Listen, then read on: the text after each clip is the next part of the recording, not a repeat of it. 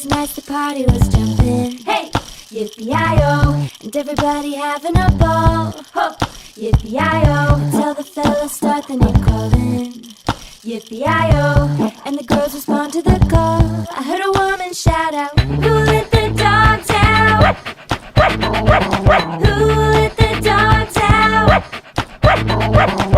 Who let the dogs out?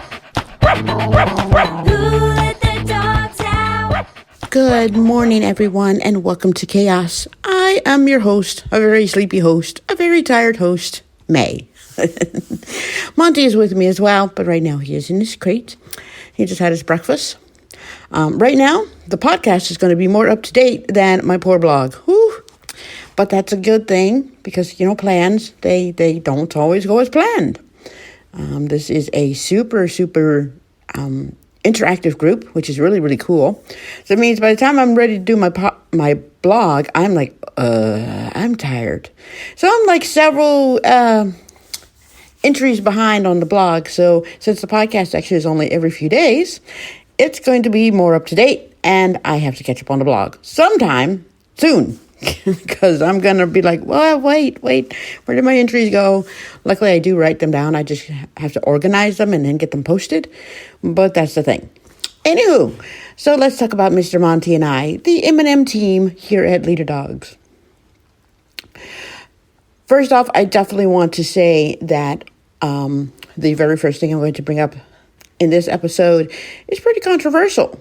Not to cause an argument or cause drama or anything of that nature, but there are definitely some disagreements or varying of opinions. And depending on who you are, you might be quite adamant about your opinion being right or someone else's opinion being wrong. It's just that. It's my viewpoint, your viewpoint. Let's not come to blows over it. So, with that being said, one of the changes that was made here at Leader is they have implemented showing a dog a route first with your cane. That is not where I have the problem, because, hey, some people teach their dogs that way, and more power to them. If it works for them, makes them feel comfortable, woohoo, excellent. That's all fine and dandy, and it's cool that Leader shows you how to do it that way and works with you on doing it that way. However, excuse me. Yeah, I got a frog in my throat. It decided to join me. Not everyone works that way. Not everyone shows their dogs that way. When they get a dog, they have a dog. They come to school, to a guide dog school to get their dog. And their cane goes somewhere. Or in my case, I have my cane. But if I need it, for example, my dog decides it's going to be lazy today. Nope, I'm not feeling well. I'm not going today. Okay, I'll take my cane. Or if my dog gets hurt. Okay, good thing have my cane. Or God forbid something happens and my dog eats the leash, eats the harness, and who knows what else. Okay, I guess I need my cane. But need it, not for a teaching tool. And here's why I don't use it for a teaching tool. When using a cane, you're looking for different landmarks. You're looking for that crack in the sidewalk. You're looking for maybe a trash can you run over. A tree that might be right at the corner of a tree I guess you could still use for a guide dog. You're looking for something that you won't normally hit with a dog. When you have a dog, your landmarks are different. You may say, all right, at this third sidewalk that has a tree on it, you're going to teach your dog to find that tree. And then okay, we're going to turn this way or we're going to turn that way. Or, okay, we get to this tree, we're halfway there, or whatever the case may be. Your landmarks are different with a dog versus a cane. Also, I'm spatial oriented. So I know where things are based on space, on timing, and it's all a mental map, mental something that's in my head. So that's how I teach my dogs. That's how I work with my dogs. And not showing them with a cane. Because again, to me, showing them with a cane, you're looking for landmarks that you're not going to have when you have your dog. Say, for example, you pass a sign and you happen to hit that sign. Well, when you're working with a dog, that's not a guarantee you're going to hit that sign. Or that sign will still be there several months from now or days from now or who knows what. That may be a temporary sign. And what happens when it's gone? Or your dog doesn't show it to you. I look for things that's more permanent, but again, that's also spatial. So here's where I don't like about what has been implemented. That part that we must teach our dogs with our cane is mandatory. And they even say, hey, this is what we want you to do when you go home, is show your dog your roots with your cane. No. I didn't do it when I got Ren. I didn't do it when I got Luna. I don't do it that way. And that's not how I teach. So again, telling someone, this is what we want you to do, and making it mandatory is not fair to those that have the way they do things already that work best for them and their dog and their team. That's taking away a tool that works best and throwing in a tool, we want you to do it this way, that is not very useful or helpful to a person that does not do it that way. Now again, no offense. I'm not putting down those that actually that love it that way, because there's quite a few that aren't, and there's some in this class that they like it that way. Yep, and they already have a plans. When they get home, that's how they're going to show their dog is the roots is with a cane. I have no problem with that. That's what works for them and makes them comfortable. But like myself, there are also some in this class that do it the other way. Once they get a dog, their mobility tool, main one, is their dog. Cane is backup. So another thing that is here at Leader, again, which is really, really cool, fine, great. And right off the bat, you're told it's optional. They have another orientation and mobility part. Excuse me, when you first start. I think we'd get it, Monday? The first Monday or Tuesday we're here? I think it's Monday. And again, it's to help cut down on some of the wait time before you get said puppy. And it's totally understandable. And it is optional. Nope, you don't have to go on this first orientation and mobility walk with your cane or sighted guide or whatever the case may be. It is optional. I actually took advantage of that one because I used it to play around with Soundscape and with the Meta glasses. So I took advantage of it, but I went sighted guide with the mobility trainer. And we just did a quick walk around Walnut up to Main Street, and then we came back. But it was good because I got to see how Soundscape sounded through the Meta glasses. And I'm glad I did it because it definitely would have distracted me the very first time I used it with my dog. But that one was optional. So if that one is optional, why is the one where we are shown how to use our cane to teach our dog, meaning we heel our dog and use our cane to show them a route? Why is that one not optional? Why is that one mandatory? On top of the fact, did they also stop to think, what if a person is left-handed when the dog is also on the left? How do you, and this is a serious question, how does a left-handed cane user also use their dog, heel their dog that's on the left? Wouldn't that be quite awkward? That one's just because I don't think there's any left-handed ones in this group, or my class group right now. I don't think so. I think we're all right-handed, I think. Could be wrong, but I think so. So no one here I can ask. So if any left-handed ones out there actually listen to this podcast and can answer that question, please do. At some point, Monday's post will actually be up on the board. So if you're following my blog as well, which is www.mayanderson.net, you can place your comment there. Or, of course, you can send me an email, may@mayanderson.net, and feel free to answer the question because I'm quite curious on how that would work. If you have done it, like I said, this is, I guess, kind of new, definitely new since I got Ren in 2019. So I'm not sure like how super new it is with Leader, But yeah. So that's my thing with that. Outside of that nice hot topic, everything has been going great with Mr. Monty and I. We definitely made that turning point on, I said his name so he hopped up. We made our turning point on Saturday. If you all recall, we did our route and Monty did awesome.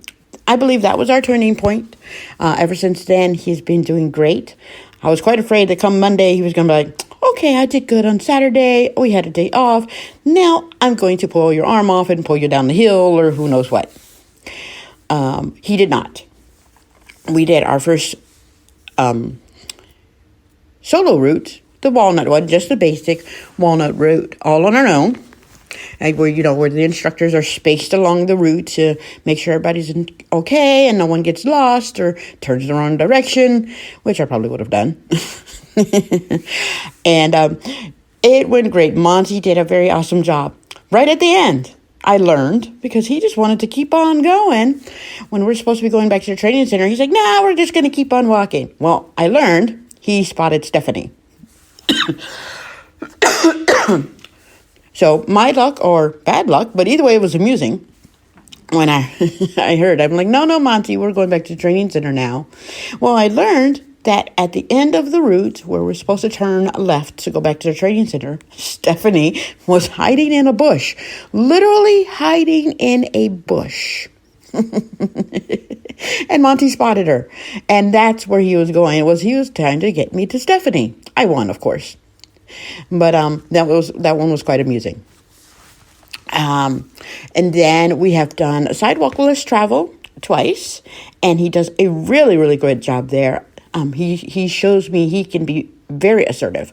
So if he needs me to walk around something, he will show me either by shoving me over or really making a hard left angle turn. Move over, so I know, hey, we're going to switch over to the left now, and things of that nature. He stops at just about everything. I don't think there's something he has not stopped at or been cautious about since I got him.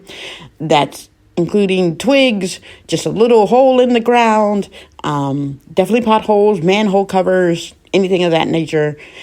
He shows it to me. He also stops on a dime, and I haven't had that since Luna. Luna was my little speed demon, and when we went from 0 to 60 in about 2 seconds, and that's he doesn't go 0 to 60 in 2 seconds. It takes him a little bit to warm up and us get up to our speed, which is fine. But when we get to cruising and he has to slam on the brakes because a car is in my way or some obstacle, he slams on the brakes. And if I'm half asleep, I'm probably going to do a face plant into whatever he may be trying to show me. That is my boy. So yeah, I have to be on my toes, because otherwise I'm going to do lots of face planting, and ow, that would kind of hurt, I think. So yeah, we've done some sidewalkless travel. We have had more traffic checks, and he did great there as well. The one that was super was, it got really, really windy, and I think we were under a tree, Stephanie said, and the amusing part there is not only did it get super windy, and I'm like, oh my God, I can't hear a thing, because it's like the wind all of a sudden picked up. Well, then Monty slammed on the brakes. I'm like, whoa, why is he slamming on the brakes? And Phil, who tries to run us over, was actually right there. I'm like, oh my God, where in the world did that car come from? So Monty, even if it's super noisy or who knows what, at least right now, will definitely keep me safe. And that's great. And by him slamming on the brakes, it will definitely get my attention. Well, the amusing part of that was Stephanie was, was going to watch and see what it was happen, and she was trying to keep quiet because she knew Phil was coming, because hello, darn sighted people. So she knew our traffic check was coming, and because it got super windy, she was going to say something, but right when she was going to say something, a pine cone came out of nowhere and hit her in the forehead. Oops. I guess he was trying to tell her, no, you're going to keep quiet. Shh, be quiet. That was kind of amusing. But yeah, so that has been our sidewalkless travel, and our traffic checks there. I can definitely say as well, if there's a sidewalk, Monty's going to take me to it.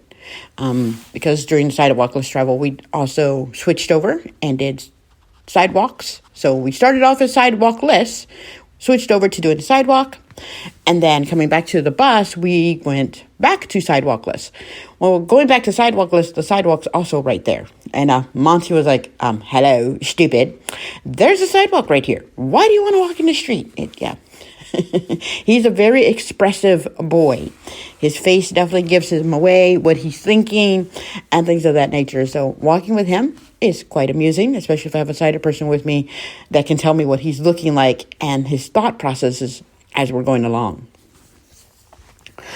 We have also worked in Target, and I let him pick out his toys. Excuse me. Monty loves to shop. I'm not sure if that is the product of Linda or Stephanie or both, but he loves to shop. He is my shopper. So I let him pick out his toys. He tried to get 3. I'm like, no, we're only picking 2 because income is kind of tight. So it's only picked 2. So he picked his 2. It was a very tough choice for him. And then he tried to sneak in a chicken. A chicken, for all things. It was a plushie too. But I was told Monty does not do well with plushies. Plushies and him are not friends. Very much so not. So no plushies. But he has, so now I have to be careful in the room that I don't trip over a Kong, a rope toy with a ball on it, and a set of rings. Yes, they're all over the floor. I'm not even sure where his Nylabone is anymore. It's around here somewhere. I did show him Nylabones to see if he wanted any. He had in the shapes of fishes and pigs and who knows what else, but he wasn't interested. He just wanted toys. I do know he likes Nylabones, but didn't buy him any because he wasn't interested. And then I got him to, after I did shopping for him, I went shopping for me to see if they had maybe vanilla Pepsi here, which is very hard to find. Must not make it anymore. But we found wild cherry and cream Pepsi. And it is a limited edition, and it's not too bad, actually. But I'm like, all right, Monty, you going to pick me out a drink, too? He tried to pick Verner's. No, we weren't doing that one. Verner's is okay, but definitely not a favorite of mine.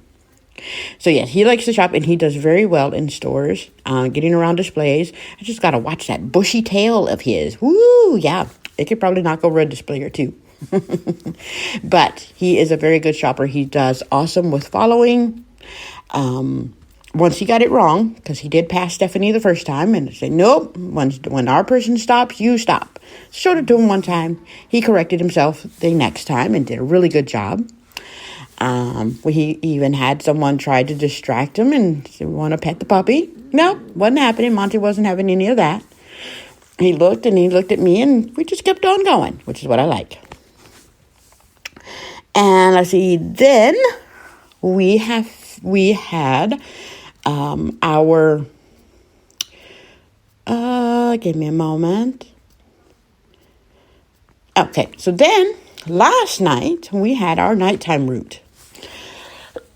Actually, before I get to that, I'll get to the vet because that actually happened first. So during the day, we did the route that we're going to do for the nighttime route.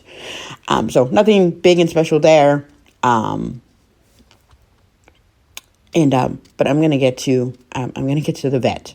So yesterday, because it is now Friday, freaking in the morning. Yesterday, we had our vet visit in the afternoon, and Mr. Monty is not a fan of people he does not know, because this was the first time that he really showed, I am his handler. I am his human. No, please protect me from this big bad person that I either don't know or he doesn't like the vet.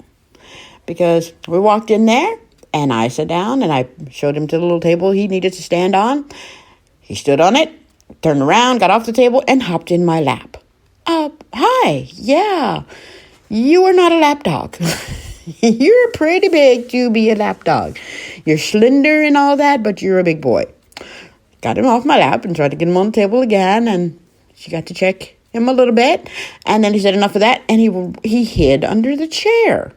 Yeah, this big boy, 64 pounds, happy-go-lucky Monty is like, no, no more of this. I am hiding under the chair and I'm not coming out. Nope, he stayed under the chair. And then finally, when I was done talking to the vet and getting information about him, and he looks great and everything, opened the doors to leave, and he pretty much drugged me out the door. He's like, I am out of here. Nope, bye. So it looks like either I may have to tell my vet when we get home, yeah, Mr. Monty might hide under the bench. So we may have to coax him out. I'm not too sure. So that was interesting to see that my big, brave, take the bulls by the horn kind of thing does not like vets. Nope, absolutely not. So the nighttime route, that was great. The purpose of the nighttime routes is to see how the dogs are when traveling at night. For you to see how they are, then, and maybe for those that also can't see at night, but they see better during the day. And, so that way you get a chance, too, to check out you and your dog walking team at nighttime. So my purpose is to see how Monty is at night. He is awesome during the day, does flawlessly, hiccups here and there. But when it comes to obstacles and people and noise, he does great. Switch over to nighttime. I was joking with him. I'm like, well, now it's a little dark out here. You may not stop me at every twig that you see or really tiny little things of that nature. Well, I was kind of wrong there. He even walked me around a pile of poop that was in the middle of the sidewalk. I'm like, well, okay, never mind. It was funny. One time we were walking down the sidewalk and he had to take me around a pole and a person. Excuse me. A pole and a person. And then we had to zig and zag around planters and I'm not sure what else. But by then I'm like, okay, I'm feeling kind of drunk here. I'm feeling very drunk. So Stephanie goes, yep, no drinking and guiding. So tell you how that came up, the drinking and drive, or no drinking and driving, is this group, we're pretty creative.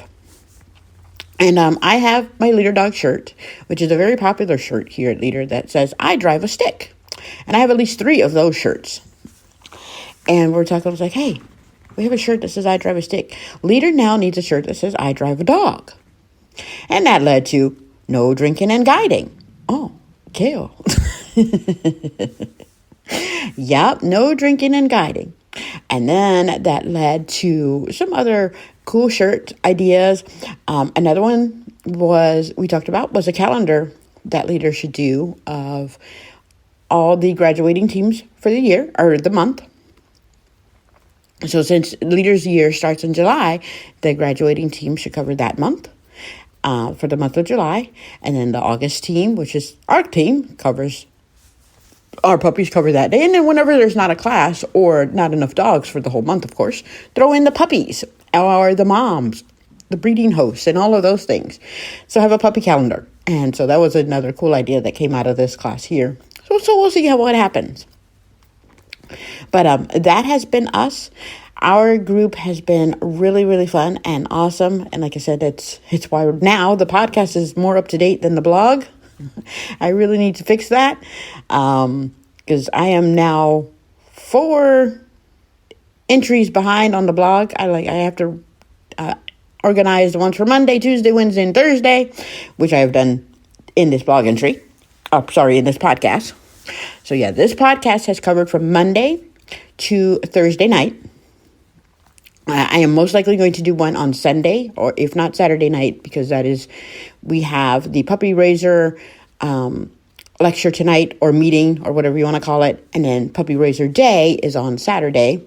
I do not know if Monty has a puppy raiser, or if he's prison raised, or if he is, oh my God, I keep forgetting the term. Good God, this is terrible, because it's new. It's where I'm not even bother. I'm going to say half and half, but that's not the term that they use. So I do not know what Monty has. I'm hoping to learn that in the puppy meeting today, the puppy lecture. I'm hoping to learn that today. So I will probably have another podcast come Saturday or Sunday and discuss that and let everyone know what his information is. Also share some other cool stories that I got when I inadvertently got to meet the primary or one of the primary caretakers of when they returned to the kennels after being puppy raised and things of that nature. So got to have that visit inadvertently on Wednesday, but I'll discuss more of that because it'll fit more in with the things about Monty episode.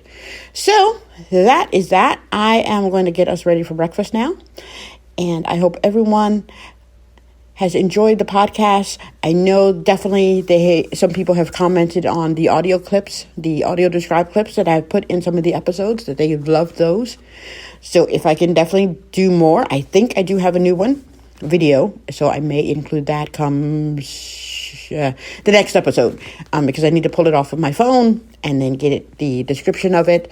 So there will be another audio description coming up in a future podcast as well regarding Mr. Monty. So be looking forward to that. If you have any thoughts or comments or concerns, or hey, if you want to pitch in on that very hot topic that was brought up at the beginning of this episode, please feel free to do so. I look forward to hearing from you. I enjoy hearing the comments about the podcast, which is doing very well, which is quite surprising and shocking to me and awesome to see, since I started this in June of this year. So it's only been around almost 3 months. So not too bad for a beginner that doesn't know what the hell she's doing. Anyways, Monty and I are going to get ready for breakfast and our day, I don't even know what we're doing. Something. I think the mall is involved somewhere. But everyone, take care. Be safe. Try and stay dry if you have a windy day or rainy day. And Monty and I, the M&M team, will talk to you later. Have a wonderful day.